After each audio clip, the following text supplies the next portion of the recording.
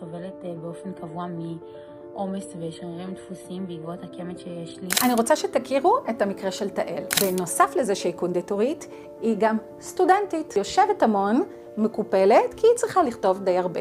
וגם בגלל שהיא עושה מילואים, יש לה המון עומס. ידעתי שהעיסוי שלה הולך להיות משולב. רגליים, עם דגש על השוקיים, חמות וצוואר, הדגש העליון, חזה, בלוטות הלימפה, עיסוי בפנים, וכמובן גם בקרקפת. אולי אני אפסיק לדבר ותשמעו מה לה יש להגיד.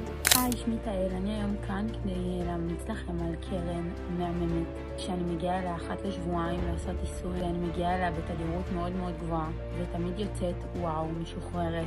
בהקלה מטורפת, היא עוזרת לי ממש, שלא נדבר על כל הכיף והפינוק שאתה מרגיש שאתה מגיע ויוצא עם אווירה כזאת טובה ורגועה. ובאמת אני ממליצה, אני מגיעה אליה באופן קבוע ותמיד תמיד תמיד יוצאת מרוצה. ואין כמוה.